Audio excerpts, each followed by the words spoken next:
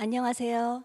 저는 한국경영학회와 Sbs문화재단이 공동 주최하는 포럼의 사회를 맡은 경희대학교 교수 장혜정입니다.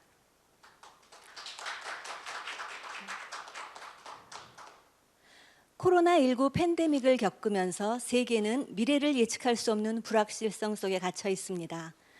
새로운 대변혁의 물결이 다가오는 지금 한국경영학회와 Sbs문화재단은 뉴노멀 시대에 우리가 공존하여 번영할 수 있는 새로운 방법을 제안하고자 이번 포럼을 개최하게 되었습니다.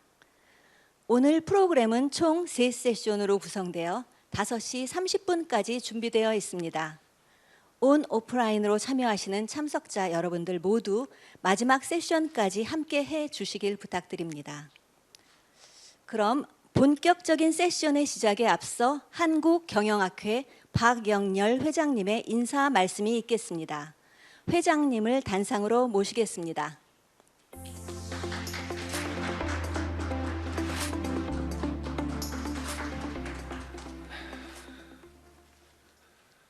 안녕하세요.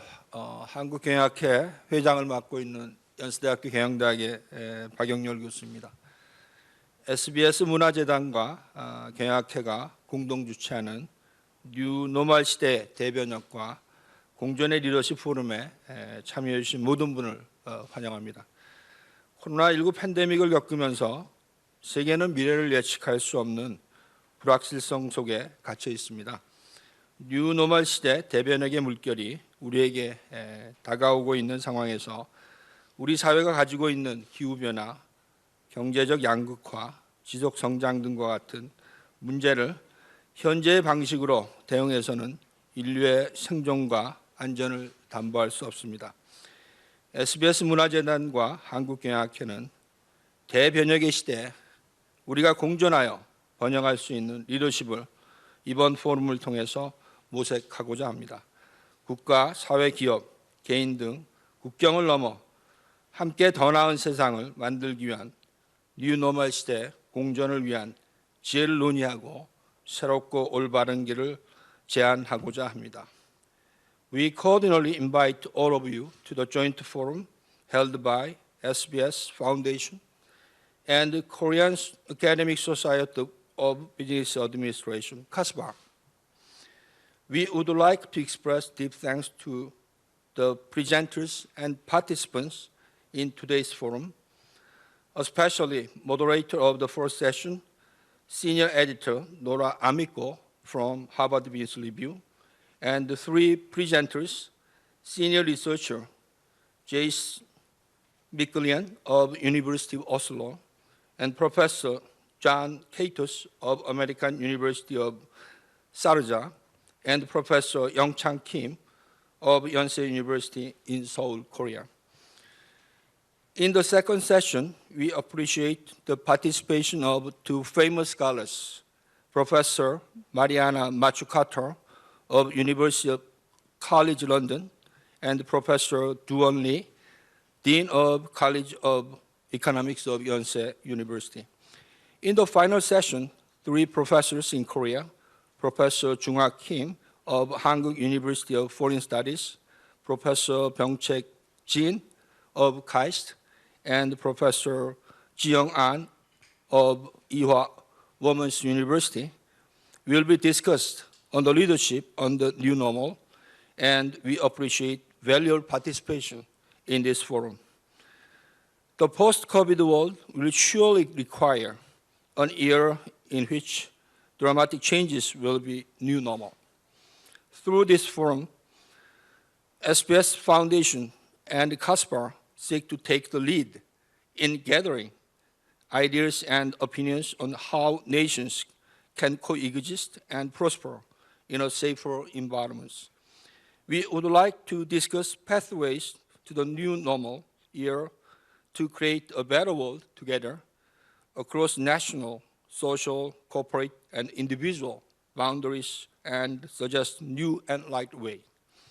Once again, thanks for all the participants and staffs preparing for today's wonderful forum, and we appreciate your attention and support. Thank you.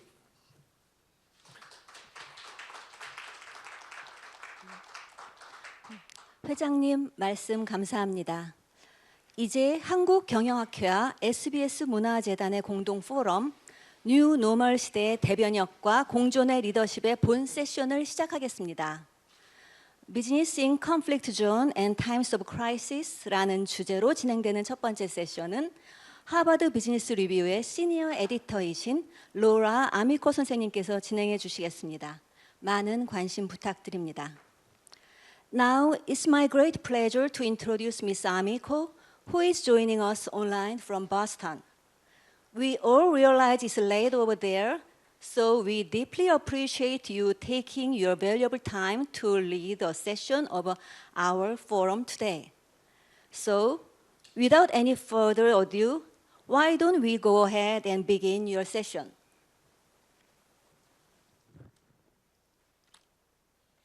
All of you in the beautiful city of Seoul.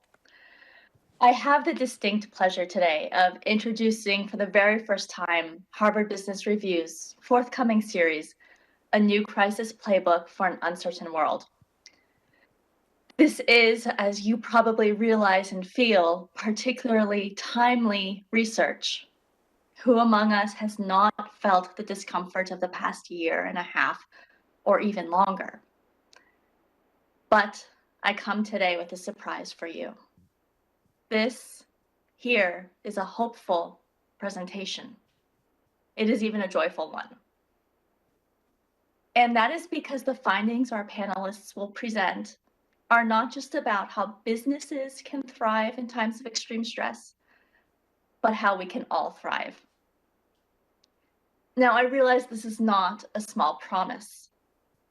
And it is why when our panelists approached HBR with the idea for the series, I jumped at the opportunity to work with them. What could be more important than ensuring a pathway for all of us to emerge from crisis better, stronger, and richer than before? Our panelists, John Katsos, an associate professor at the American University of Sharjah, and Jason Miklian, a senior researcher at the Center for Development and the Environment at the University of Oslo, have conducted more than a decade of fieldwork and other research in the emerging business for peace academic field. Altogether, they have studied hundreds of cases of businesses thriving, scraping by, or crumbling through a broad range of political and social conflict. They call it the era of uncertainty. And I'll say that again because I think that this phrase is really important today, the era of uncertainty. That Professors Katsos and Miklian identify is marked by three factors: climate change, globalization, inequality. As Professors Katsos and Miklian aptly note, these three long-term trends make the occasional crisis worse. A more destructive hurricane, a more widespread financial meltdown, longer or more violent civil unrest. But together they cause chains of crises. Just as one, like COVID-19, ebbs, the next one, like political upheaval or rapid inflation, picks up. Sound familiar? But I told you this would be a hopeful presentation. And so I share the good news. There is a way through this. Professors Katsos and Miklian have found that companies that do three things can carry us through this uncertainty. They prepare socio-politically at the leadership level. They build the reality of crisis into their operating culture at the organizational level. And they make principled political choices at the community level. Not easy, but they do it. And companies that do these things not only survive, but they thrive through uncertain times. And their communities do too. To discuss their research, Professors Katsos and Miklian are joined by Professor Young-Chan Kim, a professor of business administration at the Yonsei University School of Business. He is currently president of the Korean Marketing Association and was previously president of the Korean Society of Consumer Studies. Professor Kim, we look forward to your thoughts and contributions on this important topic very much. Before we begin, though, I'd like to say a warm thank you to our hosts at CASPA and SBS. Their support, assistance, and encouragement has brought you this presentation today. And to read the new crisis playbook when it publishes on Thursday, please do visit hbr.org/crisis, where we have a full series ready for you. Now, we first go to Professor McLean. Thank you. Great. Thank you so much, Laura, for that really wonderful introduction. John and I will do our best to try to live up to it. And I'm just going to reiterate as well. Thank you so much to the SBS and CASPA teams for having us. We're really thrilled at this opportunity to have a chance to talk a little bit about our research and have a bit of a discussion with everyone there too. So let me just, without further ado, I can get our slides started. I think this should work.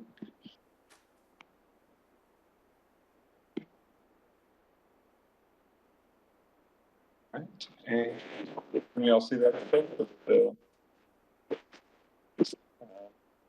Greetings. Yes, as Laura mentioned, my name is Jason, and along with my colleague John, we are here to talk today about thriving in the area of uncertainty. It's a presentation that's been based upon our decade of research of companies, mostly in crisis and conflict zones, but not exclusive to that. And as Laura mentioned, I just want to reiterate these three macro trends that we are all going to have to deal with all over the world of climate change, globalization, and inequality are going to produce an unprecedented period of uncertainty for every country in the globe.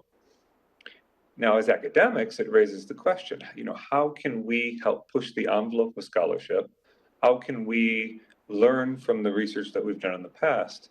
And how can we deliver more actionable insights and provide real-world guidance? So that's where our research started to pick up from. We wanted to take the realization that some companies have perfected ways to manage this sort of uncertainty that constant crisis can bring.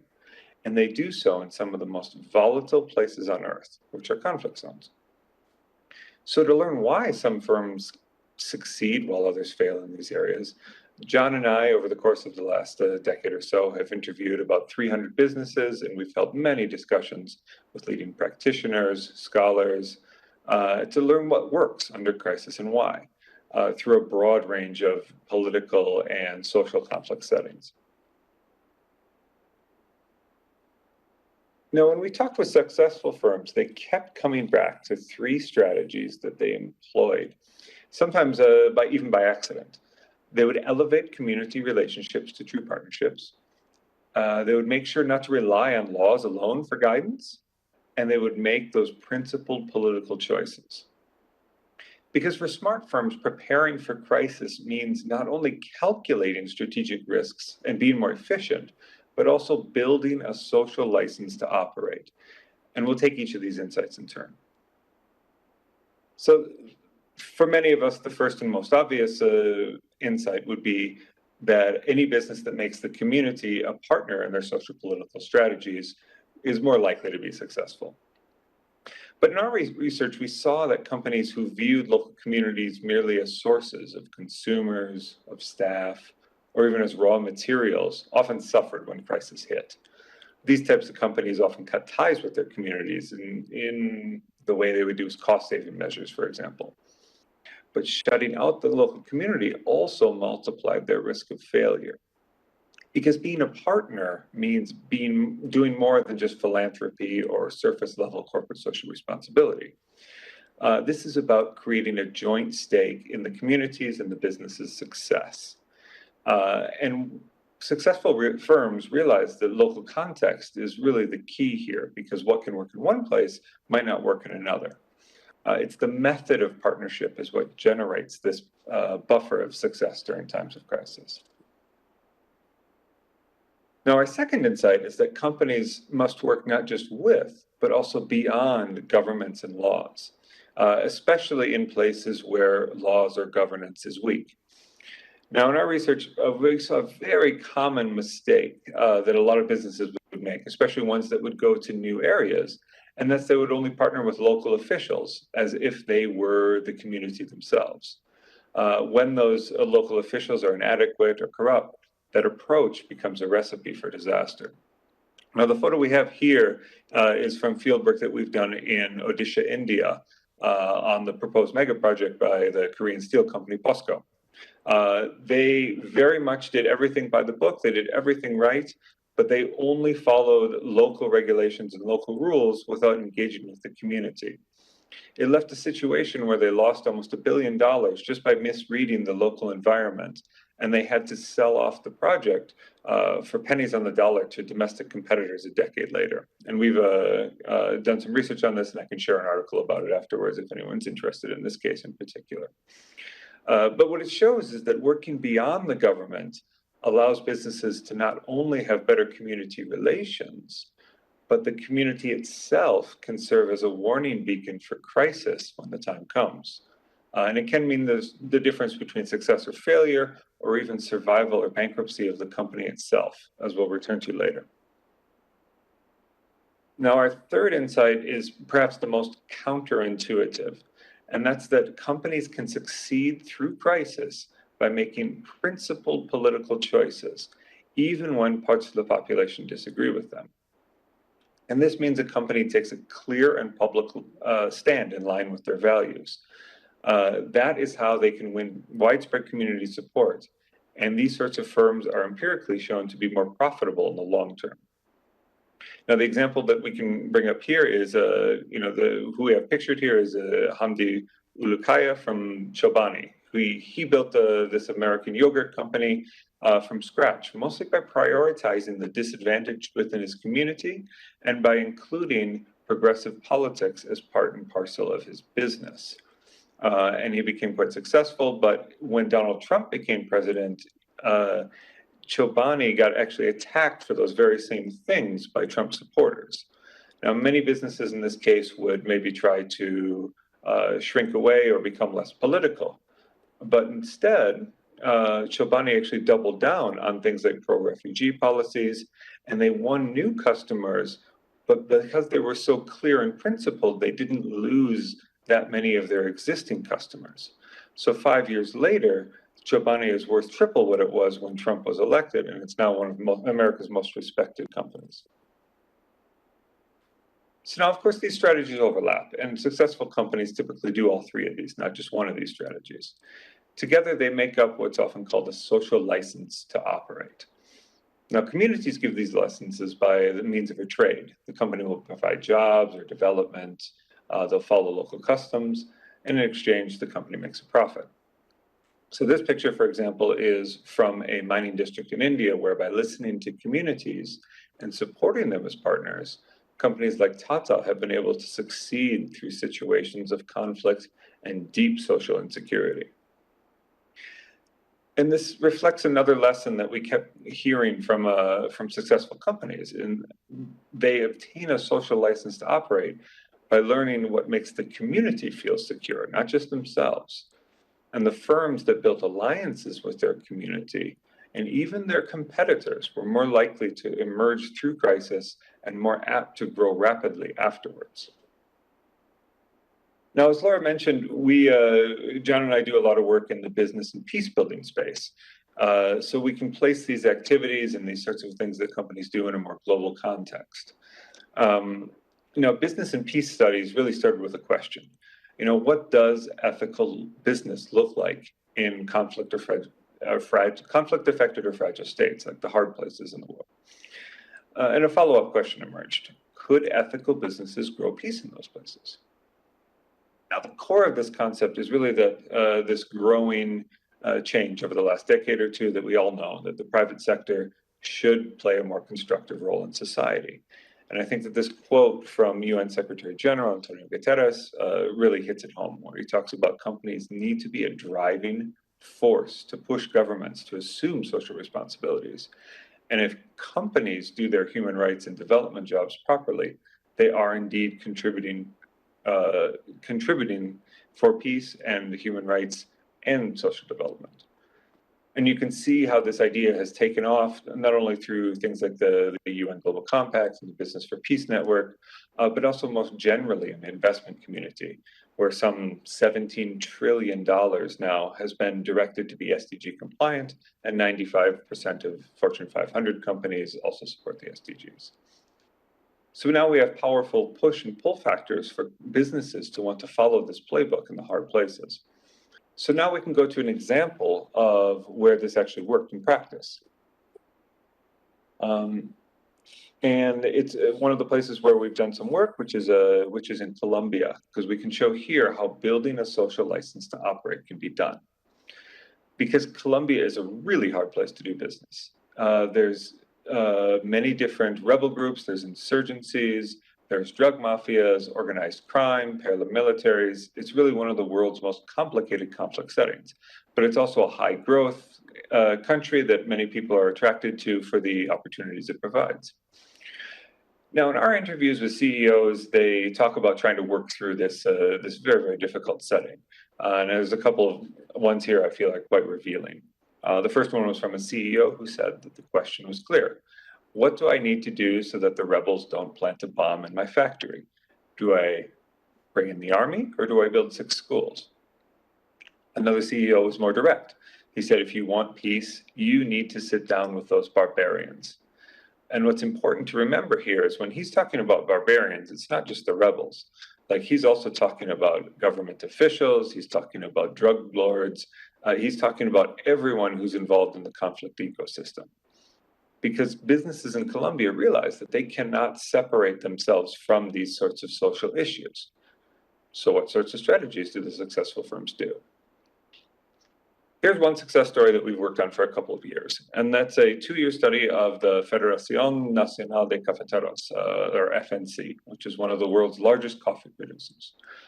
They supply coffee for everyone from Starbucks in the US to Lavazza in Italy, even to boutiques like the Café Libre chain in Seoul. Now, the FNC is a cooperative of 500,000 farmers with a huge economic and political presence.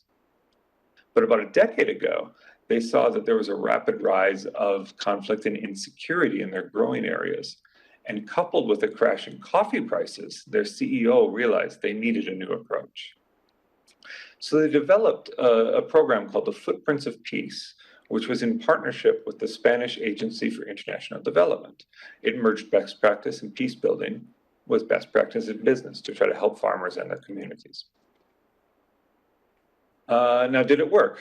Not at first. The main reason it didn't was that one that many of us are familiar with, is that communities didn't trust the company to have good intentions.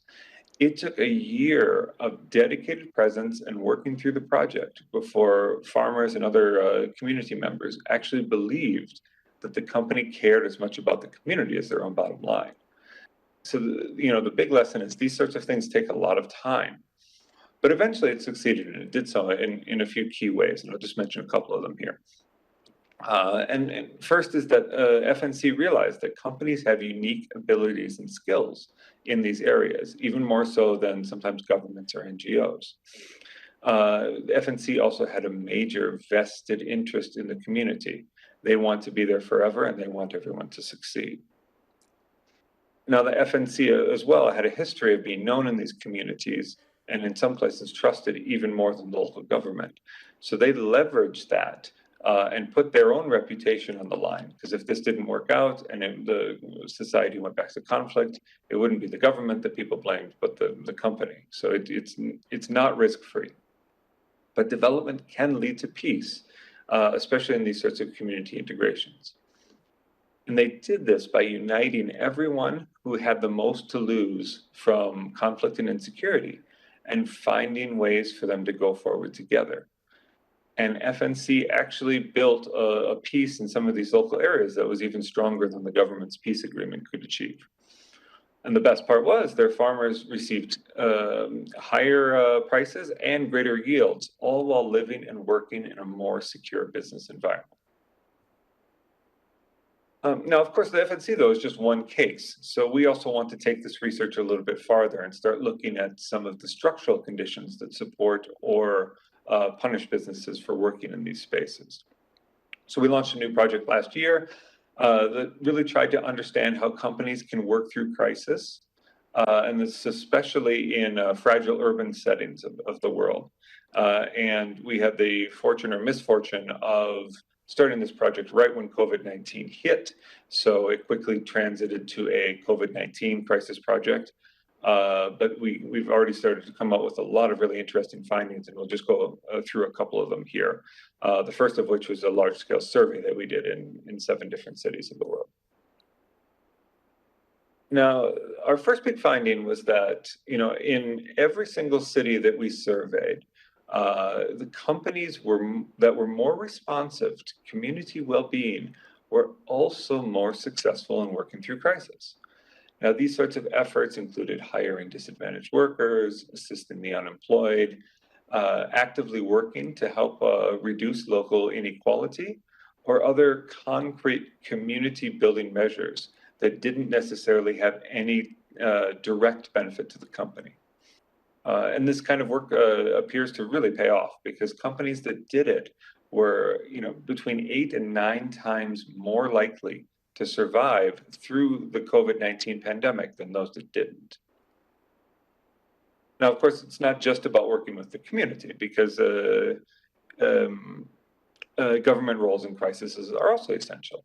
And the amount of aid that companies got from governments also correlated to their ability to survive the pandemic. Now, through the first year of COVID in our case cities, sole proprietorships, single owners, were about 4 times more likely to close compared to businesses that had 100 or more employees. And that probably isn't very surprising to most of us, because sole proprietorships tend to be more fragile.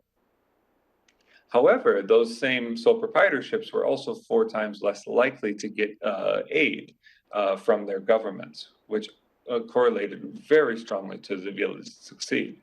So the sole proprietorships were not only more vulnerable, they were the ones who needed the aid the most and were not able to access it. So we go into detail into these findings a bit more into the Harvard Business Review piece that Laura had mentioned, which we would all be very, very happy with if you had a chance to take a look at it before it goes live. And we can talk about it a bit more in the discussion as well. So I'll end on a couple of different points here, and one of which is how we want to work on business in crisis to help take the academic discussion forward. And we see a few different ways that we can do this. And first is that we really aim to bring together the peace building and development scholars with management and business ethics in order to share research, because many of us are looking at the same issues from different viewpoints or theories or methodologies. And this is actually how John and I ended up getting together in the first place, because I was on the development studies, international relations, political science side, and John was on the law and business ethics and management side.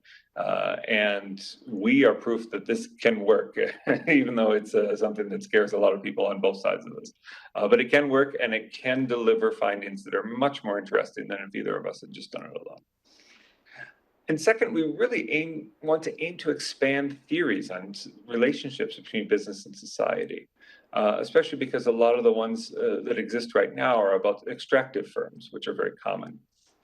And third, and I think most importantly, we want to help this next generation of business contributions to society. This isn't just talking about the social license to operate or ESG, but just more conceptually and more holistically, especially now that it's being driven by a younger generation of managers who've been raised in the belief that business being a positive actor in society isn't an option, it's a prerequisite. And of course, we know that many of you as well are working on some of these issues too. So we just want to highlight a couple of forward research agendas that we think are particularly promising. First is that this field really could use more big N studies of the sorts of business and fragility projects that really marry the indicators for conflict, violence, and fragility with those of economics and business. This is really the kind of study that we really are desperately needing more of. Second, the field needs more diversity of more qualitative studies as well. because these aren't issues that just affect companies in conflict zones. But that's where scholars have tended to go to, myself and John included. But there's such a lack of studies in insecure regions that are non-conflict in East Asia, in Europe, in the Middle East, and South America. There's a real opportunity there. And third, the field needs a deeper look at company policies before and after crisis, especially comparing firms that are in similar places and do different things to see if they get different results. And this relates to how we also need a better understanding of how the private sector can influence community systems to better learn what roles companies can play to help local societies. Now, Laura had promised good news, and I think I provided a little bit of good news, but we can provide a little bit more too, I hope. And that is that across all of these different settings, across all of these different socioeconomic situations, we just saw over and over again that companies that employed these lessons made more positive contributions to their communities. Now, this picture here, I really like because it's an image of a businessman in Iraq. And it shows that even in the most difficult crisis settings, the vast majority of businesses, they don't have any other choice. They have to push through.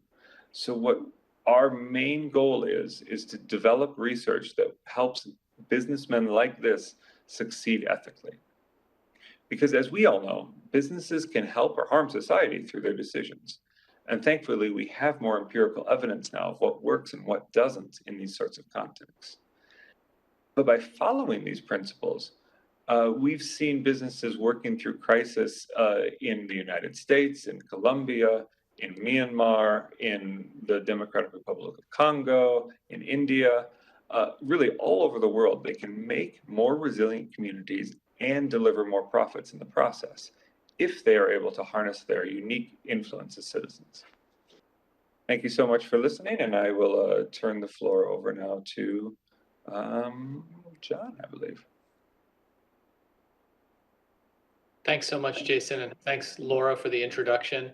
Thank you, Professor Kim, in a second for your comments, and a big thank you to SBS and to CASPA for arranging this and for arranging for us to speak, as Laura said, for the first time publicly about the big idea piece. What I'll do is provide sort of more of the joyful setting and then really try to wrap up. When we began this discussion, we really talked about the fact that this era of uncertainty that we're in now brings the problems that many countries have faced and many businesses have faced around the world to everyone's doorsteps. It's no longer, as it was during much of the 20th century and the beginning of this century, the case that we can think of crisis as singular, as something that happens once, as something to be dealt with and then moves on. But as Laura noted, with the combination of globalization, climate change, and inequality, one crisis is larger and then feeds into the next, which feeds into the next. Over the course of our research over the last decade, as Jason outlined, we've seen that companies in crisis zones have a particular playbook to deal with these problems. They didn't know they had this playbook. They didn't talk to each other beforehand. And so our goal is to take those lessons and share them with with everyone else in the world that now is for the first time experiencing these chains of crises and this era of uncertainty, to really help send the message that, yes, the new normal is different and it's uncertain and it's unclear, but we are not without guidance. In the past, what was often happening is the businesses from places that were not involved in crisis were bringing their lessons to the places that were in crisis. What we're suggesting today and what our research suggests is that what we need now is the reverse. We need to take the lessons from people who have thrived, from businesses that have succeeded in some of the world's hardest places, and bring them into our own lives, into our own businesses, and into our own research. And it's there where I'll make my final point. As a business professor, I know I have, and I think all of you would agree, we have a particularly important role in playing with our students. Our students in many ways understand these issues better than we do. We often remember a time where this wasn't the era of uncertainty, and this wasn't a time of constant crisis and change. For many of our students, and increasingly for all of our students of younger generations, we see that they understand much better this concept that we are in an era of uncertainty, and they understand implicitly some of the lessons that need to be learned. It's something that we saw in our research in the 7 cities that Jason pointed out. It's something that when we looked to see the generational gaps, we saw that younger generations, the types of generations that look like our undergraduate students in business schools, that they really understand this concept and that they in fact expect to hear this sort of thing from us. It's our job then to take these lessons from the research, to build on them, to do more and better research so that we can have more refined and even more data that can empirically support the lessons that we're finding already in the field, and then to translate that into the next generation of business teaching and education. It's with that where I'll pass it over to Professor Kim, who provide some comments and then lead the question and answer session. Thank you, everybody.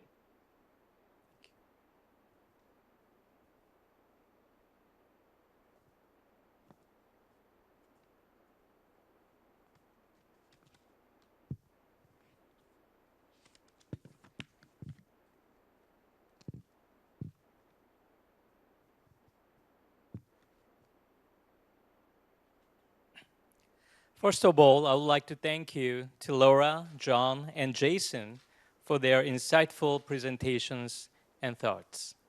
We've learned from them about a new playbook to cope with in this era of unprecedented global crisis. Well, I'm more concerned about the current situations of the world where COVID-19 has prevailed and introduced so-called the new normal economy. Uncertainty and crisis are not abnormal anymore. As both John and Jason mentioned already, this is not the only crisis as COVID-19 has evoked, but the crises are lingering to many problems which have been already existed but not been impacted so deeply until today. World is changing and turmoil, and there is no exception in Korea. As global society is more closely interconnected, sound strange, but predict the future is getting more difficult. We are living in the world of digitalization, and internet is everywhere, which means we are able to communicate in real time, anytime and anywhere. However, risks are popped up with no sense in every corner of the world. Korean marketplace also prepares this kind of future where a new paradigm should be setting. Uncertainty and crisis happen every corner of the world, and they are severely impact to the domestic market of Korea as long as Korean economy is globally connected. Today, I'm going to mention in 3 aspects: company, consumer, and government side. Companies are competing to produce competitive products and services which are very important for them to thrive in this fast-changing marketplace. Technology, marketing capabilities, new strategies to understand customers' needs and wants, preparing future, we're constantly changing, evolving new communication tools as digitalization.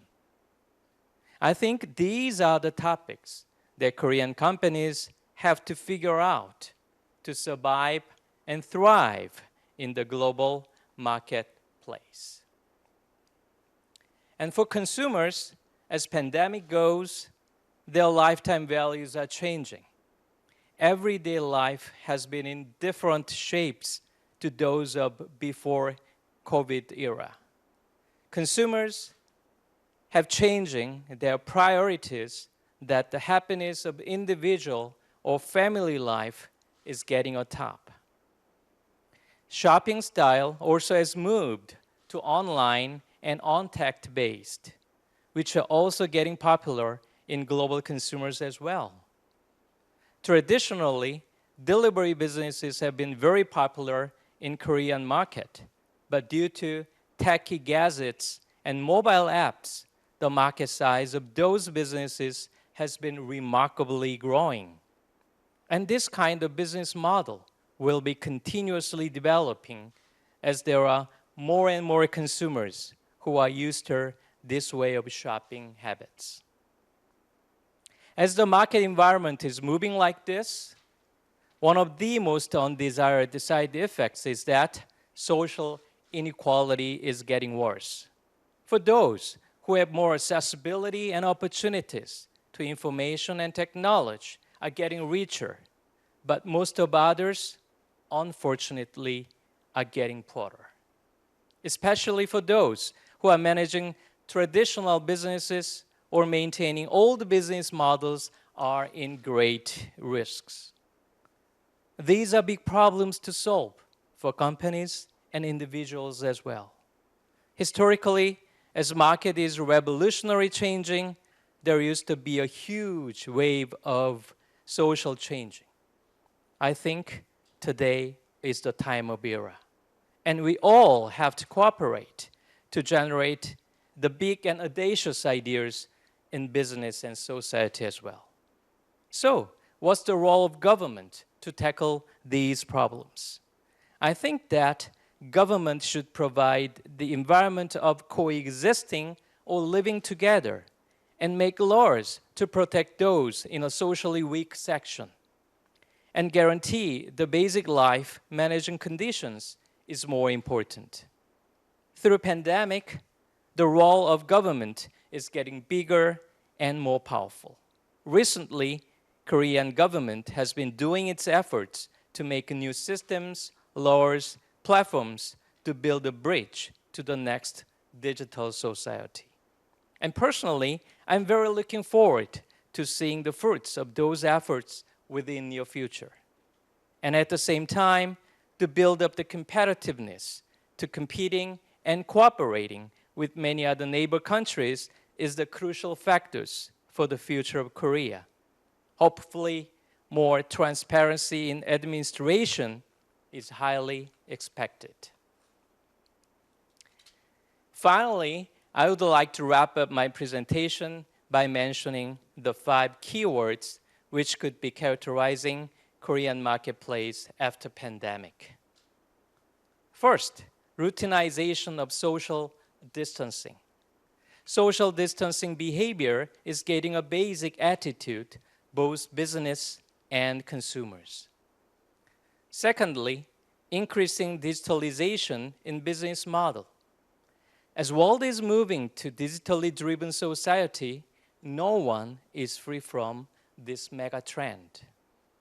Thirdly, emerging globalization model. Globalization is a compound word of global and localization. Global, but locally conscious mind setting is needed to be in flourish into the future. Fourthly, pursuing mental well-being of people. People have setting their values based on mental happiness, not only by economic values. And last but not least, importance of social responsibility and creation of social value for a better world. Community, company, and government should be a team to create the living conditions of better place to live. Well, I hope we all have to bear in mind that the lessons of this pandemic give us to make the world better place to live. Thank you.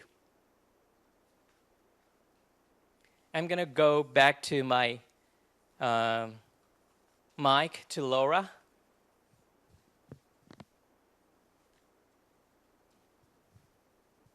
Thank you, Professor Kim, for those excellent thoughts. Thank you.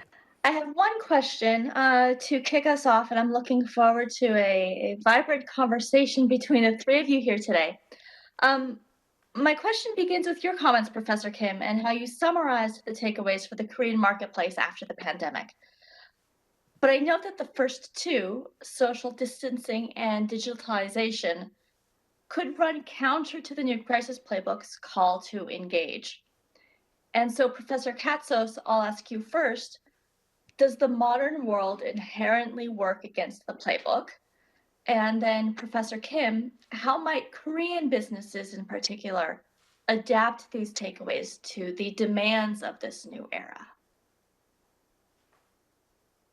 Thank you so much for your question, Laura. I think one of the reasons why the playbook is so necessary is because, as you noted in your question, it does go against a lot of what we're seeing on the ground. So with social distancing in particular, it's difficult to build community digitally. We're seeing this in the difficulties that tech companies are having that relate to social media. We're seeing this with governments' attempts to regulate those communities. It's very unprecedented as humans for us to be engaging or attempting to build communities in digital spaces. No, I think there's ways to do that. I also think that as humans, we are still fundamentally social and require in-person interactions. This is something that for many of us was driven home by the pandemic and by long lockdowns. What's interesting is I think lockdowns made everyone aware of this need. Before lockdowns, I think many of us would have defaulted to saying, well, digital spaces and digital communities can fully replace in-person communities and in-person spaces. I think now we all have this recognition post 18 months of on and off lockdowns that in-person interaction is really critical to our own psychological well-being, which is why I loved Professor Kim's point that well-being is going to be such a key and critical component going forward. So I'd say in some ways it's counter, but in other ways, COVID has actually helped to open up a lot of people's minds to the notion that the physical face-to-face community building is really critical to businesses thriving and being able to push forward. I'll let Professor Kim talk about the Korean context, but I'll just add one more piece about the digital context. Combining these two is something that we've seen is really powerful. Right? So in the younger generation, what we're seeing is they're looking for digital spaces where they can meet digitally people who they're engaging with IRL or in real life. So that ability to combine the two is I think going to be the path forward for companies as well, where you can have face-to-face interaction, but also have more regular interaction globally so that the face-to-face interaction is something special. It's almost like a birthday party. All right, thank you. I really understand what the digitalization and social distancing behavior. Currently, the many business models are changing to digitalization and social distancing. I think those are the businesses that most of the Korean companies are focused on right now. And especially for the generation, very young generation like Gen Z, they're really young and they're really used to using those kind of digital gadgets and communication without face-to-face. Those kind of cultural change could be one of the big wave of the market in Korea. And especially think about the Korean digitalization. The Korean market is well prepared for those kind of digitalization, and especially for young generations that really understand the benefits of digitalization. So that's why most of the Korean companies are really set up those kind of digitalization products and services to get more younger generation. I think these kind of trends could be expanded to the globally. Thank you. Thank you, Professor Kim. I have to say that as an editor, being able to moderate a panel with my authors is a unique gift because I get to ask all of the questions and put you on the spot. Jason, my next question is for you, and this is not an easy question. It's how in your research did you define successful? Would you tell us a little bit about this playbook and the bottom line? Because I know that engaging deeply is difficult work. It can be very expensive work. It's time consuming. Is it profitable? question, and yes, it's extremely difficult, and it's one where there are so many different possible answers. But I think that that's one of the reasons why John and I have taken this long-term perspective, because anyone can look at a point-specific time at a company going through a struggle, going through a crisis, and say, great, this company is doing an excellent job, or this company is doing a terrible job. The other issue is, it's history is often written, almost always written by the winners. So it's very easy to find companies that have managed to get through a crisis by doing some things that may or may not have been the reason why they got through crisis. So what we wanted to do was look at companies over a longer time period. Just like the Juan Valdez case that I had mentioned, if you looked at that project 1 year into their attempt, it would have been considered a failure. The CEO of that company refused to accept that this was not going to work, and he actually doubled the investment, and it created something where 5 years down the line was much more successful than had they done nothing at all, or had they done a smaller project. And we've seen versions of this in many, many different places. But I'd also like to talk a little bit about a couple of things that John and Professor Kim said as well. And one is this combination of digitization and globalization, which can really gets to the core of what we talk about when we talk about community. Because I said the word community a lot in my speech, and so did John. But a community isn't necessarily synonymous with a neighborhood, as I think everyone was alluding to already. I mean, it can be a digital community. It's just, it is that community of, customers, suppliers, the people that you engage with as a business are the people that you need to recognize also have value, and you're in it together. And that's where the value really comes from. And the second is, the flip side, the negative side of that is when you combine digitization and globalization, you're left with a series of overlapping mini crises that happen almost every single day for some sorts of companies. And this is something that also we saw so much, especially with small business owners in fragile places. COVID's a great example. For many of us, COVID was life-changing. But for someone who's dealing with 5 COVID-type crises at once, it's just another crisis on their plate. So it's about a context, it's about scale of crisis, but it's also about recognizing how in the world can you as a person, can you as a company live through not just one crisis, but multiple crises that hit. And what we found is that the companies that can do that are the ones that prepare for perpetual crisis before that cycle starts. That actually brings me very nicely to my next question. And Professor Katsos, maybe I'll begin with you, but I'd love for all three of you to be able to answer this. And this is about Clay Christensen's jobs to be done theory. I'm going to assume that our audience here knows what I refer to. My question is that I see echoes of jobs to be done in the new crisis playbook. And yet I also feel as though maybe it asks companies to expand their definition and their application of the framework. Do you see this also? How does the playbook change those responsibilities? What are the new jobs that it's asking companies to do? Yeah, I think that's a great point. And so Christensen's notion of jobs to be done is often only construed in the context of markets and innovation. And yet I think what we see with our playbook is companies are being asked to be members of communities, and members of communities are full citizens, which means they have this full range of responsibilities that aren't limited to just innovation or the provision of a project or the provision of a particular good or service. So what we're seeing is the companies that are thriving are the ones that are providing, are able to do the jobs that are beyond just a really narrow scope. So they're the ones that are able to provide for communities as a whole, many more goods and services, sometimes not directly, right? Sometimes it's ancillary, or it's on the side, or it's a complementary benefit to what is actually being sold.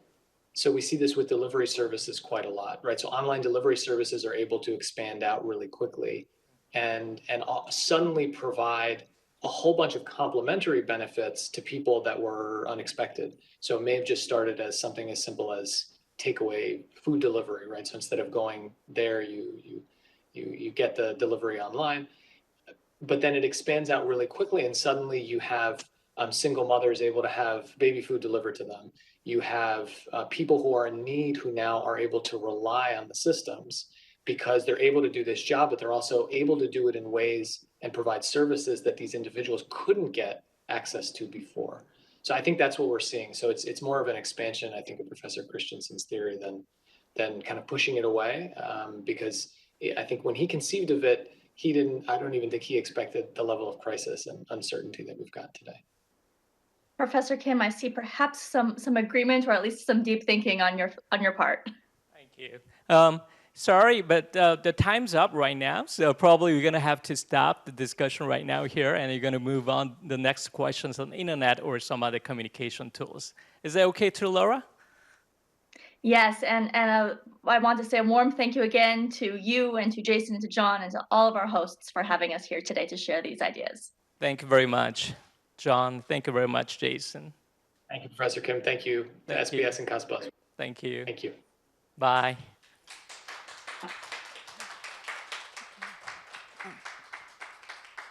Ms. Amico and professors, thank you so much for your great session. Your session gave us lots of insights to think about. Thank you again. 이번 세션에서는 코로나19로 인해 급변한 대변역의 불확실성 시대에서 위기의 기업, 그리고 더 나아가서 환경, 커뮤니티, 정부, 아카데미아 등 다각적 이해관계자 측면에서 이슈와 역할, 그리고 앞으로 나갈 방향에 대해서 함께 고민할 수 있는 소중한 시간이었습니다. 감사합니다. 이상으로 첫 번째 세션을 마치겠습니다. 두 번째 세션은 잠시 뒤 4시부터 진행될 예정입니다. 그런데 그 프로그램 진행상 양해의 말씀 드리겠습니다.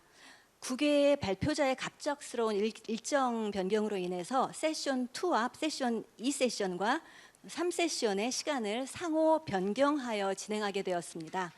그래서 다음 세션에서는 원 프로그램의 세 번째 세션인 대변역 시대의 공존을 위한 리더십이 먼저 진행되겠습니다. 다음 세션은 한국외국어대학교 김중화 교수님께서 진행해 주시겠습니다. 잠시 휴식 취하시고 장례 정리 후에 4시에 다음 세션에서 뵙겠습니다. 감사합니다.